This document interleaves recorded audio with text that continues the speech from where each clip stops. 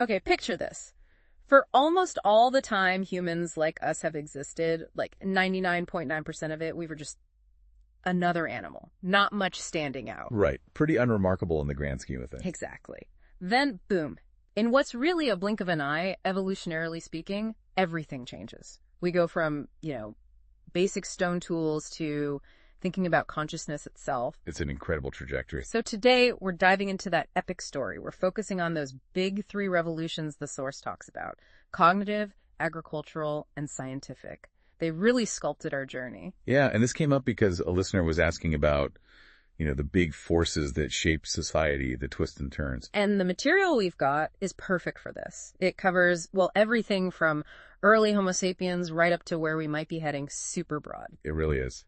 So our mission here is to pull out the most important bits from this huge sweep of history, give you the key insights without getting totally bogged down in every single detail. Ready to unpack it. Let's do it. It's fascinating stuff. The source starts by saying, for millions of years, humans who looked like us were just there. No big impact. Right. Not running the show. Not at all. It was the cognitive revolution kicking off maybe 70,000 years ago that really got history started. That's quite recent, relatively speaking. And then things sped up. Massively. The agricultural revolution, maybe 12,000 years ago, put the foot on the accelerator. And now, the scientific revolution. Just 500 years old. And the source suggests this one could actually, end history as we know it, or at least change it fundamentally. That timeline alone is pretty mind-bending, isn't it? Puts things in perspective. It really does. And thinking about those early steps, one of the first really pivotal things was fire. Seems simple, right? But cooking, wow. Huge implications. The source mentions chimpanzees spending, 5 hours a day just chewing raw food. Yeah. And we get the same nutrition from cooked food in about an hour. Think about that freed up time. Exactly. All that time for, other things. Yeah. Thinking, socializing, inventing. And it goes deeper. The source connects cooking to our biology, right? Shorter intestines, bigger brains. Yeah, it's a really interesting hypothesis. Both long guts and big brains are energy hogs, basically. Yeah. Cooking pre-digest food makes nutrients easier to get. So the theory is that saved energy could then be diverted to growing these massive brains we have. It's a plausible trade-off. Fire didn't just change our diet. It potentially reshaped our very bodies and minds. And it created this huge gap between us and other animals, didn't it? Warmth, safety, a social hub. The first major technological divide, you could say. It changed everything. Which brings us to this idea of reality. The source talks about a dual reality. Objective reality, rivers, trees, lions, stuff that's physically there. And then imagined reality. Yeah. Gods, nations, money, corporations, things that exist only because we collectively agree they do. Intangible stuff. But this imagined stuff has become incredibly powerful. That's the crucial point.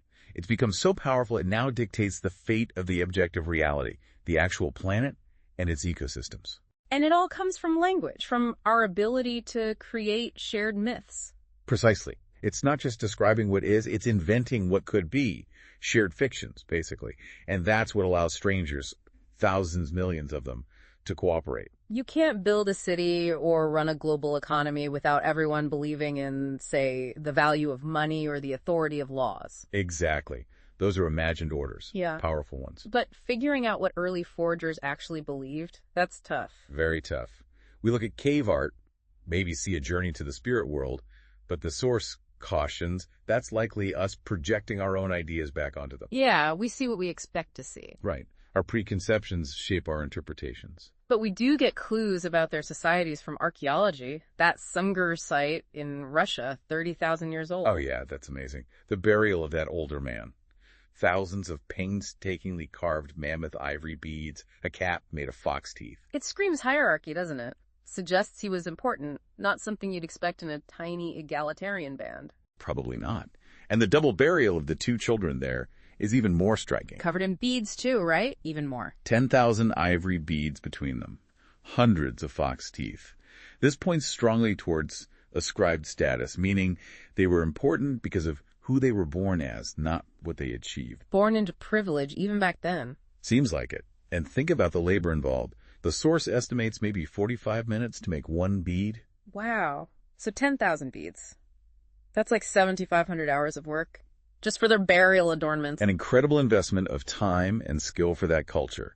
It tells us a lot about their social structure and beliefs, even if we don't know the specifics. And then you have things like the Hands Cave in Argentina. Those handprints, 9,000 years old. So evocative, a direct message saying, I was here. But we have no idea what they meant by it. It's poignant, a connection, but also a mystery. Absolutely. It reminds us how much is lost to time.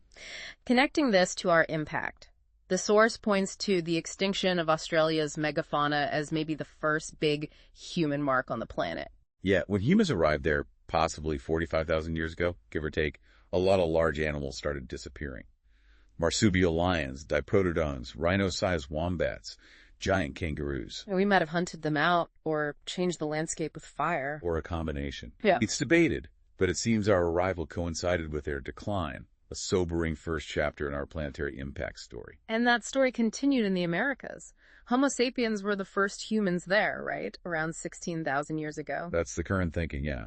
About 14,000 BC. And getting there was an epic feat. Crossing the Bering Land Bridge from Siberia? Not exactly a walk in the park. Not at all. They had to survive the Siberian Arctic first. Extreme cold, months of darkness, conditions no earlier human species had ever conquered. It shows incredible adaptability. It does. But it also set the stage for another wave of extinctions as humans spread through the Americas. This whole idea of progress, it makes you think. The source talks about the trap of progress, how luxuries tend to become necessities, and then we're stuck working harder to maintain them. Like, think about washing machines or email. They're supposed to save us time. Right. But do we feel like we have more leisure? The source argues maybe not. Because expectations change. Email demands a quick reply, unlike waiting weeks for a letter back in the day. Exactly. The pace just keeps increasing. We invented time savers, but life feels faster, more demanding for many. A paradox. And as societies got bigger, Jericho, Tarahoyuk, the cities in the Fertile Crescent, we started seeing empires emerge. Yeah, the early unification of Egypt, Sargon's Akkadian Empire around 2250 BC. These were the first large-scale political units, controlling huge territories and populations. Laying the groundwork for even bigger ones later. Definitely. The Assyrians, Babylonians, Persians in the Middle East, then China's unification, the Roman Empire. This trend towards larger political entities is a major theme. But what holds these massive, diverse groups together? The source brings up justice, comparing Hammurabi's Code and the U.S. Declaration of Independence. Two documents claiming universal principles of justice, but based on totally opposite ideas, right? Hierarchy versus equality. So which one is right? Well, the source argues neither is objectively right in a biological sense. Both are based on imagined realities, on myths we collectively believe in. There's no gene for all men are created equal. Nope. Biologically, that statement doesn't really mean anything specific. It's a powerful cultural idea, an imagined order. But believing in it can still create a functioning society. Absolutely. Shared belief in these imagined orders, whether it's hierarchy or equality, is what enables large-scale social cohesion. The belief itself has real-world consequences. That connects to another interesting point, consumerism and romanticism being intertwined now. Yeah, the idea that the market sells experiences, not just things. You buy Paris or India, not just a plane ticket and hotel. It's about the story, the feeling, the personal transformation promised. And the example of relationship troubles. Today, the romantic solution might be an expensive trip. Right. Fueled by this blend of romantic ideals and consumer culture. Compare that, the source says, to an ancient Egyptian nobleman facing a crisis.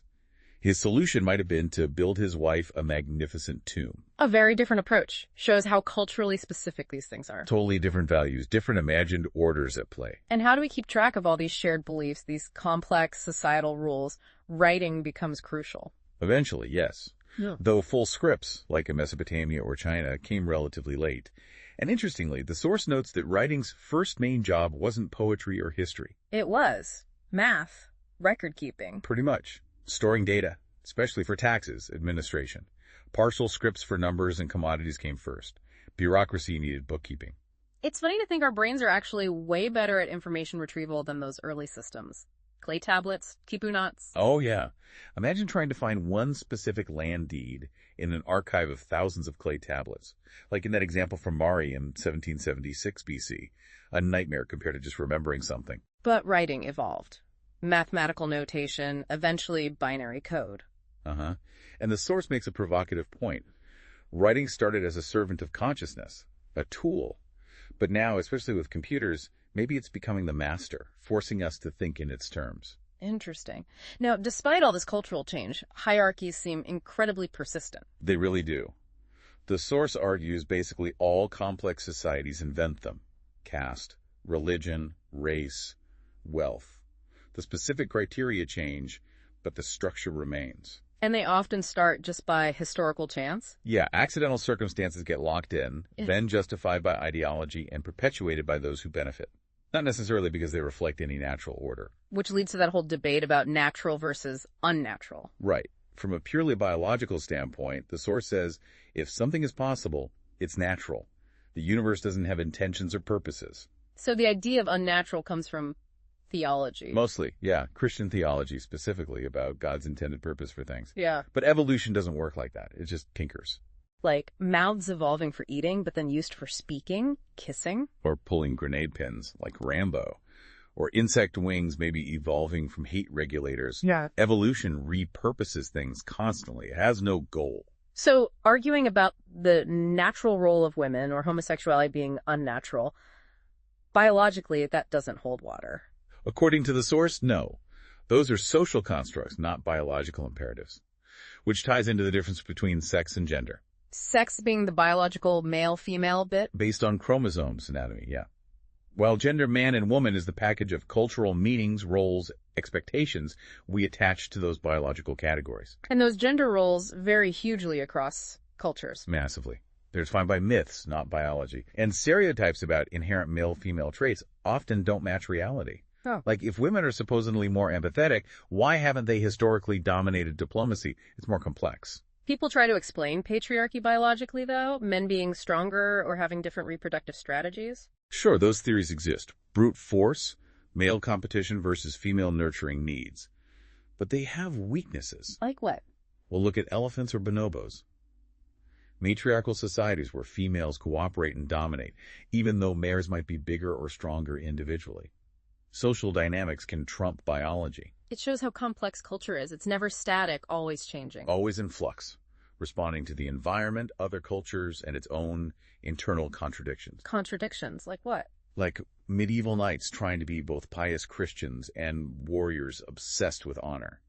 The source argues this tension fueled things like the Crusades and chivalric romances. Trying to reconcile conflicting values. Exactly. And modern politics has its own big one.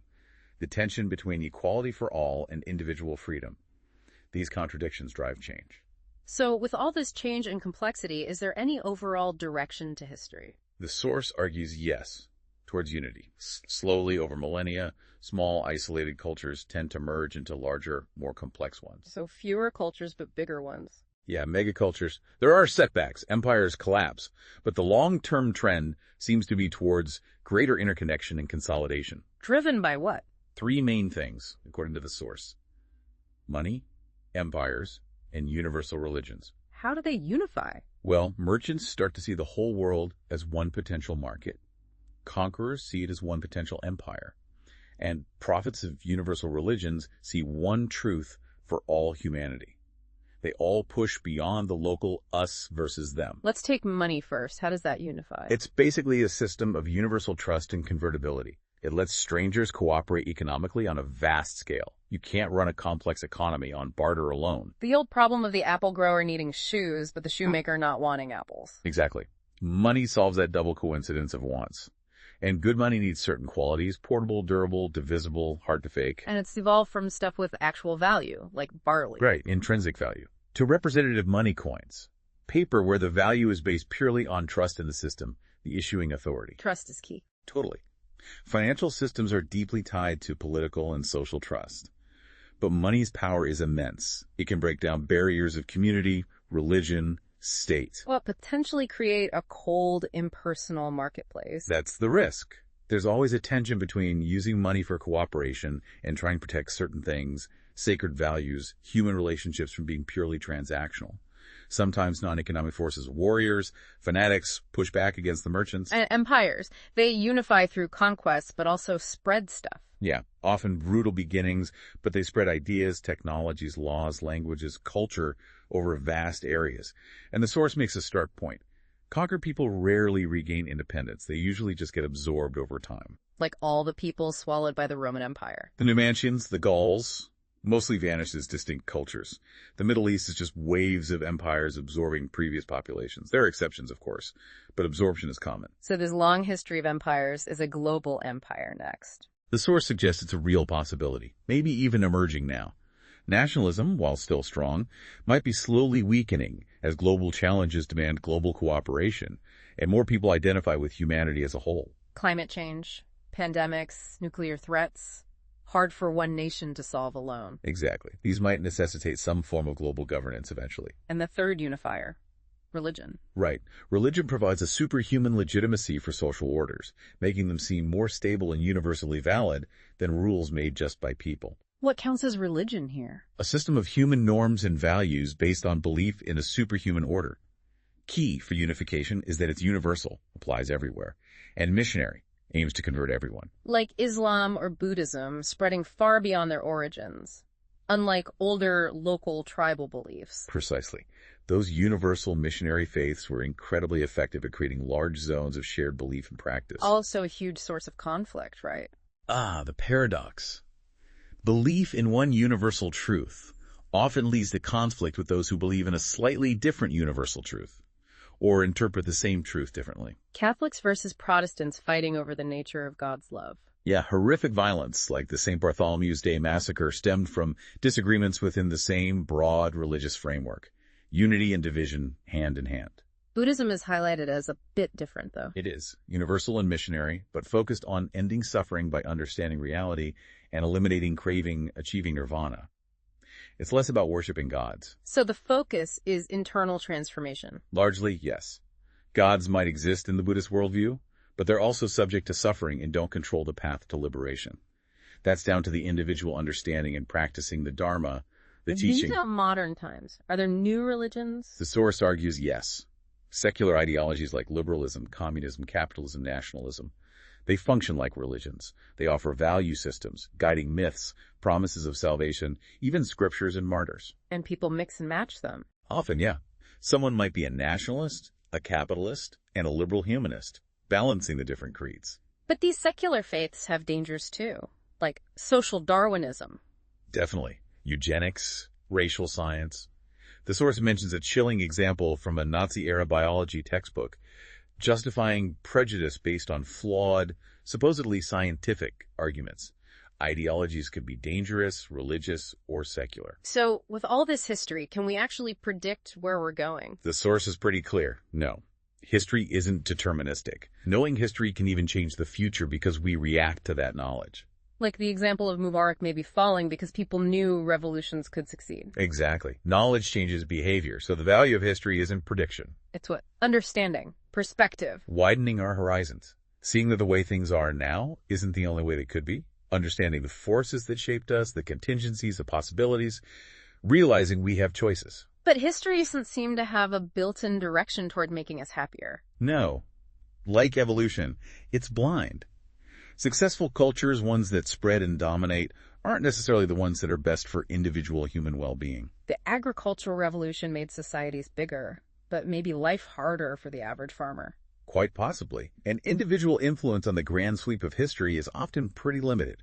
We're swept along by larger currents. Yet the progress in the last 500 years is just staggering. Unbelievable. The source uses great contrasts. 1500 versus today. Think about vulnerability to storms, famine, disease. Think about travel Magellan taking years to circle the globe versus us flying anywhere in hours. Exploration confined to Earth versus walking on the moon, not even knowing microorganisms existed versus manipulating genes. It's a different world. And the engine behind that was the scientific revolution. Which the source calls a revolution of ignorance. I like that. It's counterintuitive, isn't it? Yeah. But key. The big breakthrough was admitting we don't know the most important things. Unlike older traditions that assumed all the important knowledge was already written down somewhere. Right. Science embraced ignorance as a starting point. It prioritized observation and mathematics, and crucially, aimed to acquire new powers, new technologies by understanding the world. Statistics, probability, that way of thinking was revolutionary. Like figuring out mortality rates in London or creating pension funds based on probability. Exactly. Applying math to understand complex systems, and the results. Unprecedented power. Curing diseases, extending life. Dramatically. Average life expectancy globally has soared. Child mortality plummeted. It's a genuine triumph of science and public health. And the future possibilities. Project Gilgamesh, seeking immortality, genetic engineering, nanotech.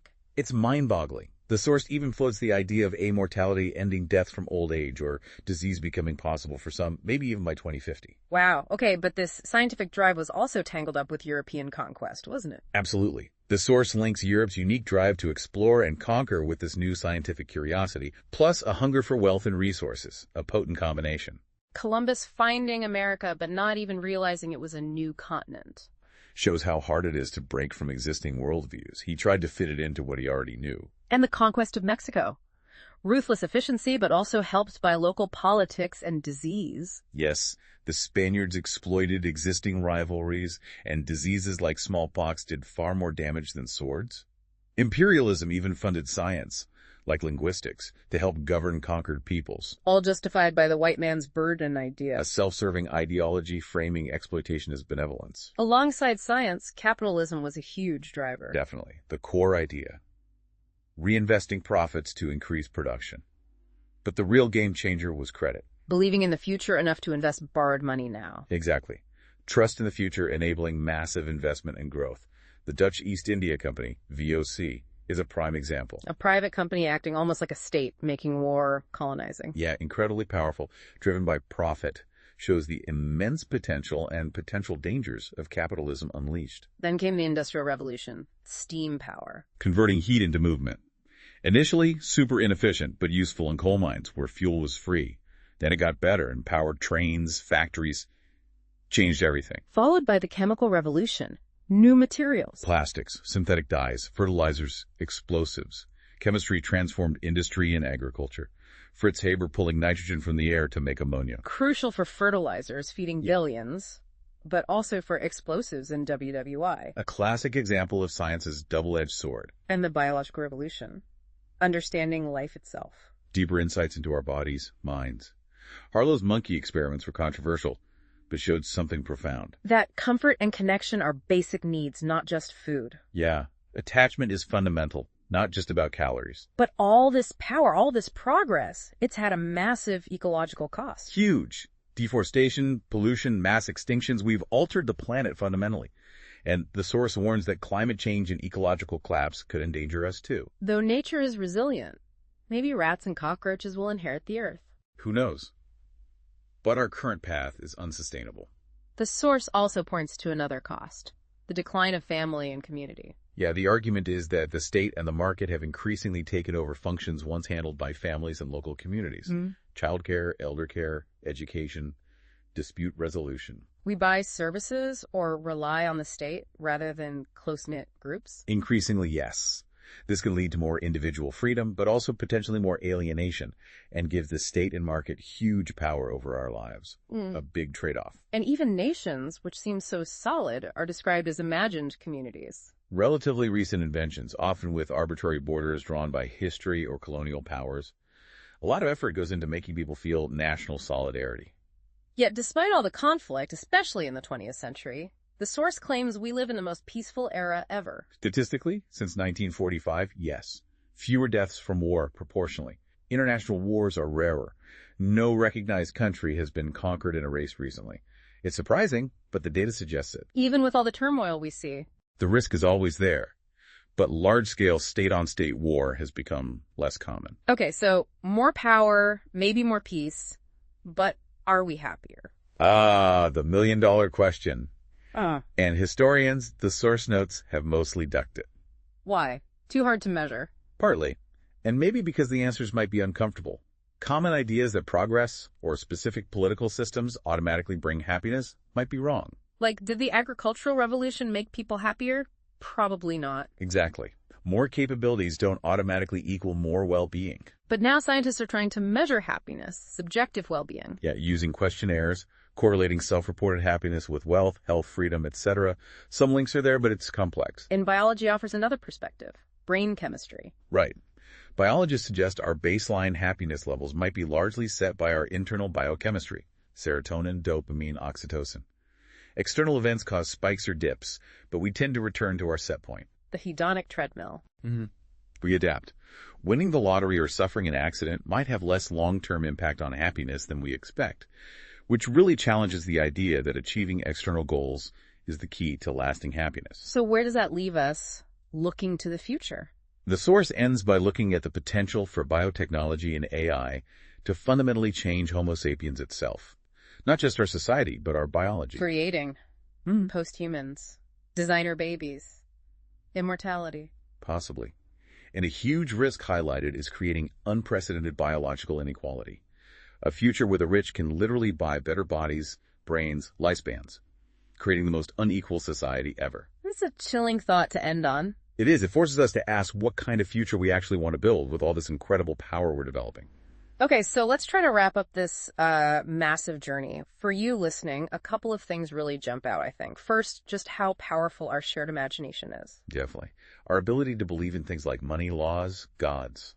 That's what enabled everything from the first cities to global corporations. It's our superpower, for better or worse. And second, this idea that progress isn't a simple line going straight up towards happiness. That's really crucial. Yeah, more power, more technology, bigger societies. Yeah. It hasn't automatically meant more contentment for everyone. The agricultural revolution is maybe the prime example. We need to be critical about what progress actually means. So maybe the big question this leaves you with is, given this vast, complex history, empires rising and falling, progress and its pitfalls, the search for happiness, how do you define a successful human story? Right. What values should guide us now, knowing what we know about our past and the incredible, maybe scary possibilities ahead? What matters most as we keep shaping our future? It's definitely food for thought. And if this deep dive got you thinking, there's so much more to explore. Absolutely. You could dig into the history of a specific empire, look into the science of happiness research, or maybe grapple with the ethics of emerging biotechnologies. Lots to chew on. Thanks for joining us on this exploration of the grand sweep of human history.